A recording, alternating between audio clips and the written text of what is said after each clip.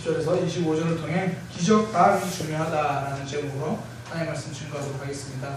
기적 다음이 중요합니다. 책 중에요, 지적 대화를 위한 넓고 얇은 지식이라는 책이 있습니다. 2015년도에 나름 화제가 되었던 책인데요. 역사, 경제, 사회, 윤리 이런 내용들을 사람들이 쉽게, 편하게, 말 그대로 깊지 않게, 얕은 그렇게 기록됐어요. 그래서 많은 사람들이 그 책을 좋아했습니다. 내용도 쉽게 이해가 되고, 아, 이런 거야? 이렇게 생각하면서 선풍적인 인기를 끌었습니다. 처음 그 작가가 낸 책인데요. 그 한 권으로 자기 이름도 최 사장 이렇게 그냥 저자 이름을 해서 냈는데 굉장히 그 저자가 썼어요. 그래서 이제 곧바로 2권도 나왔습니다. 2권도 나오고 또 그해 가을에는 또 다른 제목의 또 다른 책들도 많이 나왔어요. 그런데 첫 번째 책만큼 많이 팔리지 않았습니다. 2권은 많이 팔렸는데 그래도 1권이 원체 좋아서 2권까지 사람들이 좀 샀는데 그 다음부터 나온 책은 저도 검색을 해서야 알았습니다. 아, 그 다음 책에 이런 책들도 있었구나. 한 번 뜨는 것은요, 어쩌다가 가능하기도 합니다. 그런데 지속적으로 유지하는 것은 한 번 뜨는 것과 좀 다른 것 같아요.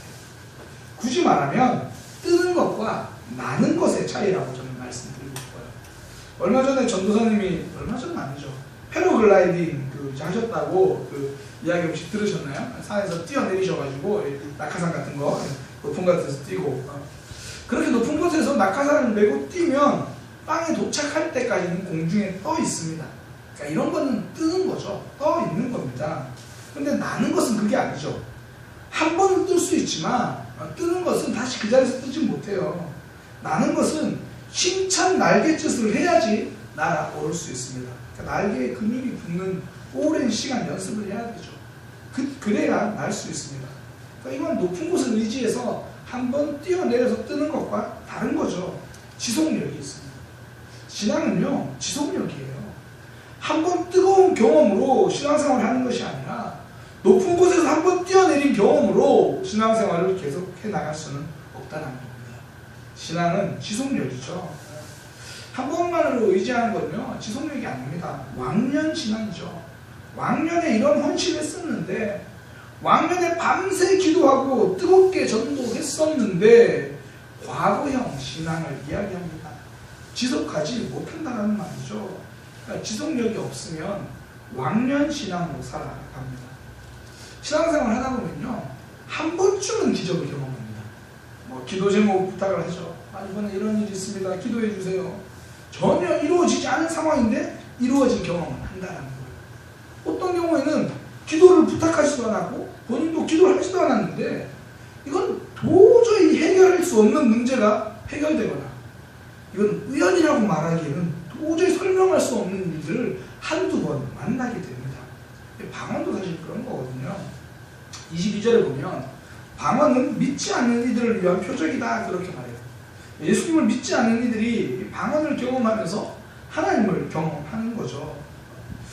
청년 청소년 수련회 때 이런 경험들을 많이들 하거든요. 그러니까 하나님을 믿지 않는 학생들이 수련회를 가요. 그때 방언을 하면서 하나님이 계시는구나, 하나님을 믿게 되는 경우. 이제 우리도 11일 날부터 부흥회를 하는데 부흥회 때도 예전에는 이런 역사가 참 많았습니다. 그 1월 3일에 제가 이번 1월 3일에 신년 할례회라고 해가지고 지방의 목사님들과 함께 지방에서 가장 어른이신 오광석 목사님께 가서 이렇게 새해 인사를 드리러 갔었어요. 오광석 목사님이 우리 교단에서도 이제 제일 어른이시거든요. 목사님 중에서. 그래서 인사드리러 갔어요. 그러니까 인사를 드리고 나니까 오광석 목사님이 덕담을 이렇게 해주시면서 목회 초반에 있었던 일을 하나를 말씀해 주시는 거예요. 제가 오늘 방언에 대한 설교를 할 줄 알고 미리 다 이렇게 말씀해 주시더라고요. 부흥회 집회를 하는데 밤새도록 교회에서 기도하고 찬양하고 이제 그러죠. 그 당시에 많이 그랬잖아요. 그러다 보니까 믿지 않는 남편 입장에서는 이걸 이해할 수 없는 거예요. 아내가 교회라고 가더니 밤에 집에 안 들어오는 거예요. 그러니까 이제 한두 번 그럴 줄 알았는데 계속 그러니까 이제 너무 화가 나는 거예요. 한 번은 이제 집회를 하고 있는데 한 남자가 들어오더니 앞자리에 앉아가지고 방언으로 기도하고 있던 여집사님 머리채를 잡고 그대로 끌고 나가는 거예요. 요즘이면 상상도 못할 그런 일이죠. 그때 말씀하시더라고 45년 전 일이라고. 제가 태어나기 전이거든요. 45년 전 일이에요. 그러니 그러니까 그렇게 앞자리에 앉은 아내를 끌고 나가는 도중에 그 남편분이 자기도 모르게 입에서 방언이 터져 나온 거예요. 그러니까 아내를 끌고 나가다가 본인이 이제 방언을 해버린 거죠. 그때부터 상황이 역전됐대요. 남편하고 아내가 이제 울면서 기도하는 거예요. 남편은 회개의 눈물로 기도하고 아내는 그 자리에서 감사의 눈물로 기도하고. 그러니까 초창기에는 방언의 역사가 이런 식으로 참 많이들 찾아왔어요. 하나님을 만나게 해주는 역할을 한 거죠. 그런데 중요한 거는 한 번의 방언, 한 번의 기적이 아니라 그 다음이라는 거예요. 한 번의 기적은 하나님을 만나는 역할을 해요. 하나님은 안 계시는 것 같아. 하나님이 없는 것 같아. 그렇게 생각하는 이들, 하나님 정말 계실까? 정말 나를 도와주실까? 그렇게 의심하던 우리에게 하나님이 한두 번 응답해 주시거든요. 그래, 나 여기 있어. 내가 널 붙들고 있어. 말씀해 주시는 거예요. 그래서 이런 분들에게는 하나님을 만날 수 있는 좋은 기회가 됩니다. 근데 신앙은요, 하나님과 만남이 아닙니다. 하나님과 사귐입니다. 결혼은 만남으로 이루어지는 것이 아니죠. 한 번 만나고 결혼을 할 수는 있지만 그 이후에 사귐으로 결혼을 하는 겁니다. 결혼 생활 자체가 사귐이잖아요. 친구들과의 우정도 만남이 결정하지 않죠. 사귐이 결정합니다. 이제 뭐 학생들 방학 끝나고 나면 새 학기를 시작하고 저희 또 새로운 학교로 들어가는 두 친구 저렇게 앉아있는데 새로운 친구를 만나요. 그러면 우정이 쌓이기 위해서는요, 시간이 쌓여야 합니다. 사귐이 필요하다라는 거예요. 기적은 하나님과의 만남입니다. 그러면 기적 그 다음이 중요합니다. 아니, 그 다음이 꼭 필요합니다. 예수님이 갈릴리 호숫가에서 어부들을 보셨어요. 뭐 검은 때가 낀 굳은 살을 가지고 비린내 나는 그런 그물을 고치고 있었겠죠. 앉아가지고 한참을 그 열중하고 있는 그들을 예수님이 부르십니다. 나를 따라오라 말씀하시죠. 마태복음 이야기는 여기서 끝나지 않습니다. 그 다음이 있다. 어부들의 이야기는 배와 그물을 버려두고 예수를 따랐더라 하고 끝나지 않습니다. 이후에 예수님과 함께 웃었고요, 함께 먹었고요, 함께 걸었습니다. 성경에 기록되어 있지는 않지만 분명히 이런 경우 있었을 것 같아요. 예수님과 걷다가 끼니를 놓쳐가지고 예수님도 주름배를 붙잡고 제자들도 주름배를 붙잡고 허겁지겁 나사로 집에 도착해가지고 먹으면서 그 입가에 묻은 빵 무스를 서로 보면서 웃으면서 그렇게 시간을 보냈지 않을까. 예수님과 사귐이 있었다는 거예요. 예수님과 사귐이 있었던 제자들, 좋은 시간만 있었던 건 아니죠. 바리새인들의 공격을 함께 당하잖아요. 예수님을 배척하던 나사렛 사람들, 그들 반응을 함께 보는 거잖아요. 심지어 요한이 이렇게 말해요. 예수님 말을 저렇게 안 듣는 저들에게 불을 내려가지고 저 다 불 태워주세요. 얼마나 답답했으면. 예수님과 이런 시간들을 보내는 거죠. 이해하지 못하는 순간도 견디는 거. 이게 사귐이잖아요. 무엇보다 그들의 사귐에는 헤어짐도 있었습니다. 예수님이 십자가를 지시는 그 순간 제자들은 예수님을 모두 떠나버렸습니다. 실패의 순간, 헤어짐의 순간입니다. 그 모든 순간이 사귐이었어요. 신앙은 만남으로 끝나는 게 아닙니다. 사귐이 필요합니다. 그래서 오늘 본문에서도 예언에 대해서 이야기를 하는 거예요. 방언도 좋지만 예언이 필요하다. 믿는 사람들에게는 예언의 은사가 필요하다. 하나님의 말씀을 듣는 것, 하나님의 말씀을 이야기하는 게 예언이거든요. 하나님의 말씀을 듣는 시간이 필요하다라고 말합니다. 이 사귐의 시간은요, 삶이 달라지는 시간인 거예요. 내 삶을 수정하는 시간입니다. 그래서 24절, 25절에 보면 예언의 말씀을 책망으로 받아들이기도 한다 이야기를 하죠. 그 이후에 마음이 달라진다라고 말합니다. 하나님과 사귐의 시간을 가지면요, 삶이 달라집니다. 수정됩니다. 가수 윤종신의 노래 중에 환생이라고 하는 노래가 있습니다. 한 여자와 사귀게 되면서 자신이 얼마나 달라졌는지 이야기하는 그 노래인데요. 가사가 참 재밌어요. 제가 노래를 잘하면 기타를 치면서 불러드리는데 다음엔 전사님께 좀 부탁을 해야 될 것 같아요. 가사가 이래요. 다시 태어난 것 같아요. 내 모든 게 다 달라졌어요. 그대 만난 후로 난 새 사람이 됐어요. 우리 어머니가 제일 놀라요. 우선 아침 일찍 깨어나 그대가 보내주는 음악을 틀죠. 뭔지 잘 몰라도 난 그 음악이 좋아요. 제목을 외우기 힘든 그 노래, 할 때도 안 된 샤워를 하면서 그 그 멜로디를 따라해요. 전철 안의 예쁜 여자는 이젠 쳐다보지도 않아요. 몇 정거장 지나면 그대를 만나게 돼요. 차창에 비친 내 얼굴 웃고 있네요. 관심도 없던 꽃가게에서 발길이 멈춰져요. 주머니를 털어 한 다발 샀죠. 오늘은 아무 날도 아닌데. 그림이 그려지지 않아요? 한 여자랑 사귀면서 달라진 거예요. 사귐의 시간은요, 수정의 시간입니다. 기적은 환경을 바꾸지만 사람을 바꾸지는 못해요. 사람을 바꾸는 건 하나님과 사귐입니다. 하나님과 뜨겁게 경험은 딱 한 번 그때만 뜨거워요. 감사도요, 일회용 감사하는 거예요. 범사에 감사하는 삶이 되려면 새로운 감사를 삶에서 경험해야 돼요. 한 번의 기적이 아니라 그 다음 사귐을 통해 감사를 발견할 때 감사하게 되는 겁니다. 사울을 한번 보세요. 하나님이 그를 왕으로 세워주셨을 때 처음에는 겸손했어요. 스스로 숨을 만큼 겸손했습니다. 첫 번째 전쟁을 이기고도요, 자신을 낮출 줄 알았습니다. 다른 사람을 품을 줄도 알았습니다. 일회용 신앙, 일회용 감사는 있었다는 거예요. 일회용 변화는 있었습니다. 그러나 하나님과 지속적인 사귐은 없었습니다. 사무엘 선지자의 말을 듣지 않았죠. 그러니 그의 인생도 일회용으로 끝나고 맙니다. 그의 왕위가 다윗에게 넘어갑니다. 일회용 신앙이 아니라 지속적인 변화하는 신앙이 진짜입니다. 말씀 속에서 내가 변화되어야 될 내용을 찾는 거죠. 아니, 들려지는 거죠. 이 들려지는 것이 은혜입니다. 변화가 은혜입니다. 하나님께 많이 은혜를 받았다는 말은 계속해서 내가 달라져야 할 불편한 음성이 들린다는 거예요. 유튜브로 설교를 들으시는 분들이 간혹 있으신 것 같아요. 구독자 수를 제가 최근에 봤는데 한 20명 넘는 것 같아요. 구독자라는 게 지속적으로 유튜브를 받아서 내가 본다는 거거든요. 설교 이제 녹음된 영상을. 근데 그 중에 한 분 이런 얘기를 하더라고요.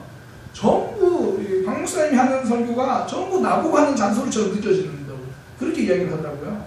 또 어떤 분은 나한테 하는 격려처럼 느껴진다. 이게 은혜를 받고 있다는 거예요. 하나님께 가장 많이 책망받은 백성은 바벨론이 아니었습니다.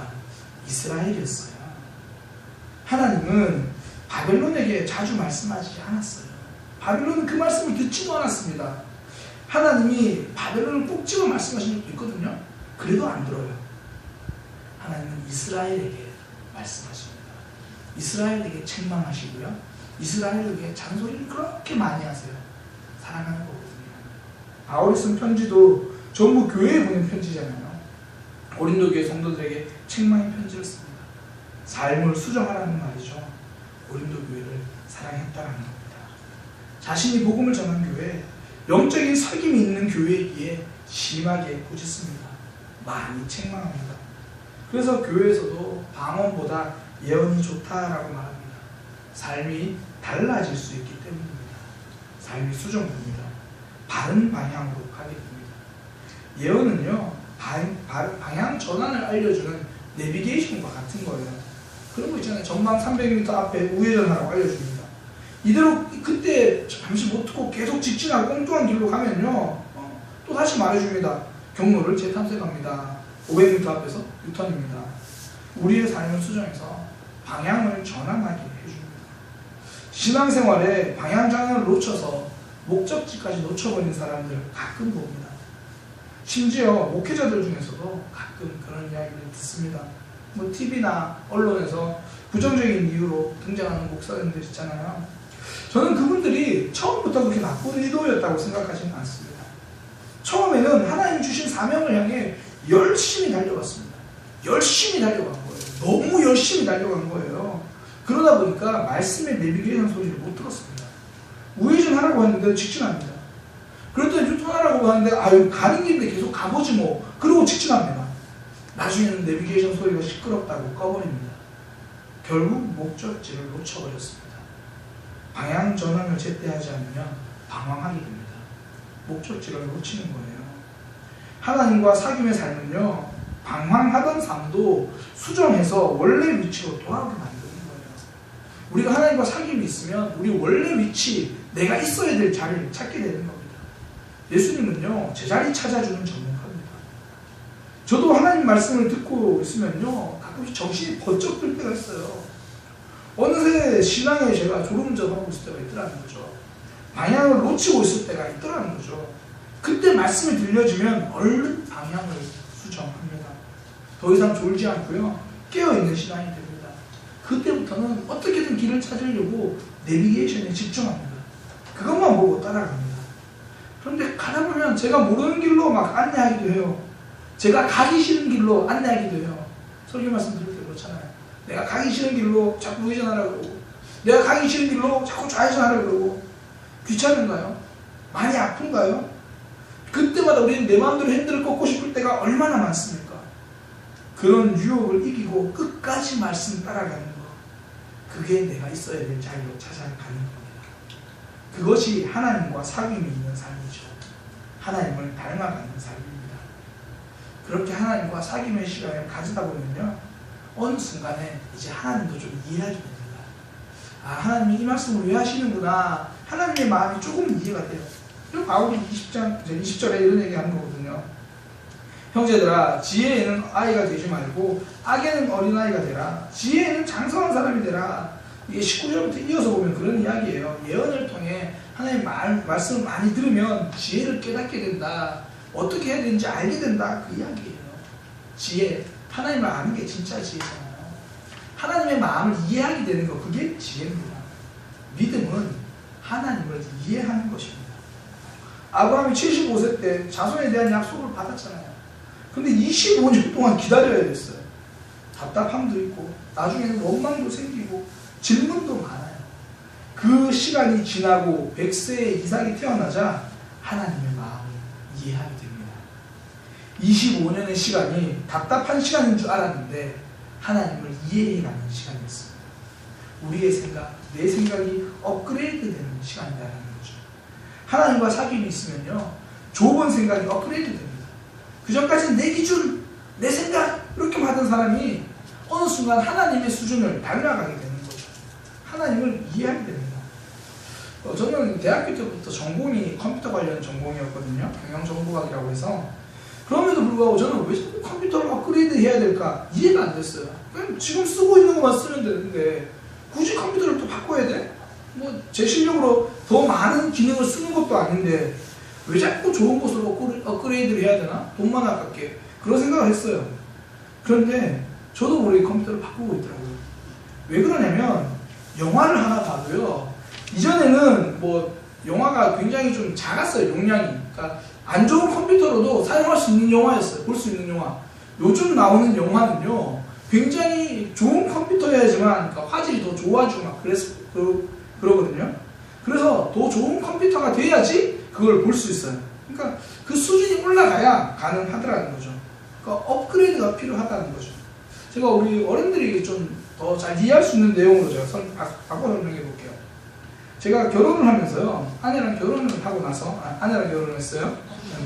아내랑 결혼을 하고 나니까, 아는 분들도 있나요? 그렇죠. 남편이랑 결혼한 분도 있으니까. 그 아내랑 결혼을 하니까 장모님이 이런저런 그릇을 많이 사주시더라고요. 둘이 사는데.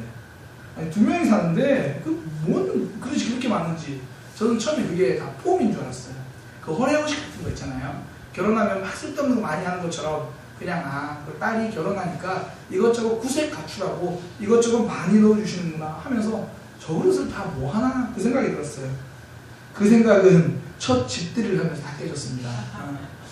그 많은 그릇이 부족하더라고요. 그 많은 그릇이 그것만으로 되겠다고 생각하는 것은 좁은 제 생각이에요. 그 상황이 되니까 업그레이드 되더라고요. 제 좁은 시야 그릇 몇 개만 된다고 생각했어요. 그런데 하나님은요, 우리 삶에서 그 그릇 갖고 안 된다고, 그릇 더 많아야 된다고요. 우리 생각 그릇 더 커지라고 말씀하십니다. 우리가 업그레이드 되기를 원하시는 거예요. 하나님의 마음을 이해하게 되면 업그레이드 됩니다. 어떤 분이 그런 얘기를 하더라고요. 새로운 구역 편성되면서 하나님의 마음을 좀 더 이해하게 되었대요. 업그레이드죠. 하나님이 내 삶에 무엇을 원하는지, 나의 어떤 계획이 있는지 발견하게 됐대요. 업그레이드죠. 원래 새로운 순종을 통해서 업그레이드 됩니다. 새로운 순종을 통해 하나님과 사귐이 깊어지는 거예요. 하나님과 사귐이 깊어지면 하나님을 이해합니다. 내 수준을 벗어나는 사람이 되는 거예요. 그때부터 나만 보던 사람이 남도 보는 사람이 됩니다. 우리는 이런 사람을 영향력 있는 사람이라고 부릅니다. 하나님의 수준을 업그레이드되고 하나님의 마음을 이해하기 시작하면 하나님은 우리에게 이름표를 하나 주십니다. 영향력 있는 사람. 예수님은 베드로를 영향력 있는 사람으로 만들어 주셨습니다. 하나님을 이해하면 영향력 있는 사람이 됩니다. 하나님과 사귀면 그렇게 되는 겁니다. 신앙은요, 한번 기적으로 하는 게 아니고요, 기적 다음이 중요한 거예요. 한 번 뜨는 게 아니라 지속적으로 나를 수 있는 힘, 하나님과 지속적인 교제 필요하다는 거죠. 우리 삶을 수정하는 것, 이게 하나님과 지속적으로 교제하는 거예요. 하나님을 더 알아가는 것, 하나님을 이해하고 우리의 수준을 업그레이드 시키는 것, 이것이 하나님과 사귀는 겁니다. 우리의 삶에서 하나님의 말씀을 많이 들어서 내 삶이 수정되고 하나님의 마음을 이해할 수 있는 그런 믿음의 백성 되시기를 소망합니다. 기도하겠습니다. 하나님, 우리의 삶에서 기적 그 다음을 준비할 수 있도록 인도하여 주옵소서. 하나님과 깊은 사귐이 있을 수 있도록 인도하여 주옵소서. 내 생각을 수정하고 내 마음 하나님께 집중할 수 있는 우리의 모습이 되도록 인도하여 주옵소서. 오늘 이 시간 기도할 때에 하나님과 깊은 사귐을 다짐하는 시간 되도록 인도하여 주옵소서. 예수님의 이름으로 기도드립니다.